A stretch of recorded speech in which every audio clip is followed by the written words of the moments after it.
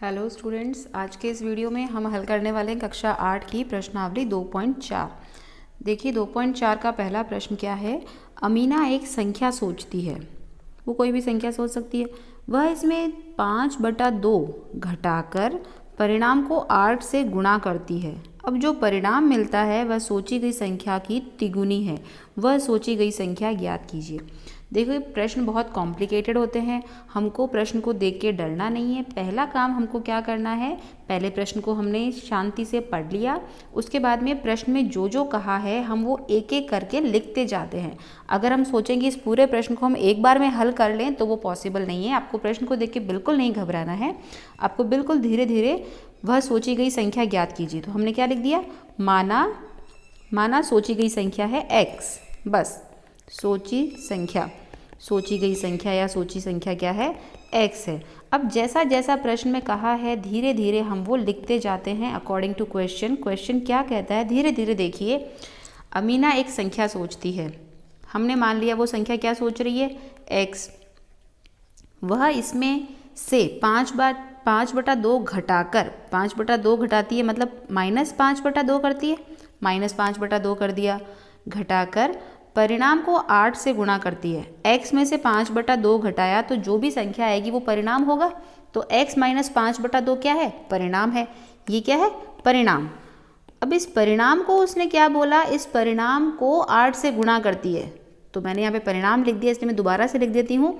x - 5/2 ये परिणाम है, इसको वो क्या करती है, 8 से गुणा करती है। यही बोला है, 8 से गुणा करती है। अब जो परिणाम मिलता है वो सोची गई संख्या की तिगुनी है। यानी अब जो परिणाम मिला, ये जो संख्या आती है इसको हल करने पर x - 5/2 ब्रैकेट के बाहर हमने लिखा 8, यानी इसको 8 से गुणा किया। अब जो परिणाम मिलता है वो सोची गई संख्या की तिगुनी है। सोची गई संख्या थी x, उसका तिगुना कितना हो गया, 3x।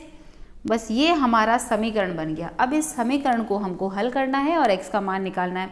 देख लीजिए एक बार फिर से समझ लीजिए कैसे हमने ये समीकरण बनाया।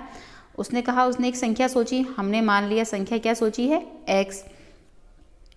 अब वो कह रहा है वह इसमें से 5/2 घटाती है, 5/2 घटाती है यानी x - 5/2, परिणाम को 8 से गुणा करती है। जो ये x - 5/2 है ये क्या है, इसका परिणाम है। इस परिणाम को 8 से गुणा कर रही है यानी गुणा 8। अब जो परिणाम मिलता है, अब यानी ये परिणाम मिला, ये x - 5/2 गुणा 8 ये मिला परिणाम। वो सोची गई संख्या का तिगुना होता है। सोची गई संख्या थी x, उसका तिगुना यानी 3x होता है। अब हमें इसको करना है हल। देखिए हल कैसे करेंगे, एक एक करके ये 8 जो है इनके साथ गुणा होगा। पहले 8 गुणा होगा x के साथ, फिर 8 गुणा होगा 5/2 के साथ। तो 8 गुणा होता है x के साथ तो 8x माइनस 5/2 जो है गुणा होता है 8 के साथ। तो ये 2 चौक 8, ये बराबर 3x, तो हम ऐसे ही लिख देते हैं। तो देखिए ये कितना होगा, 8x माइनस 5 चौक 20। ये कैसे आया आपने देख लिया होगा। 2 जो है 8 के साथ गुणा में था, ऊपर नीचे है तो गुणा में है, गुणा और भाग में।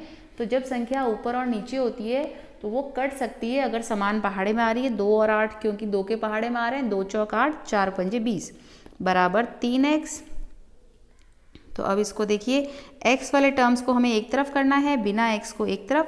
तो ये 8x माइनस 3x बराबर -20।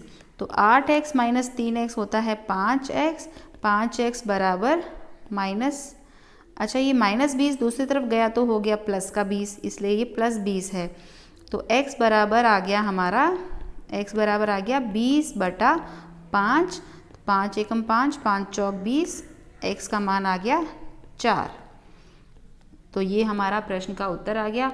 उसने कौन सी सोची थी संख्या उसने सोची थी x, और x आ गया है हमारा 4। तो ये पहले प्रश्न का उत्तर है।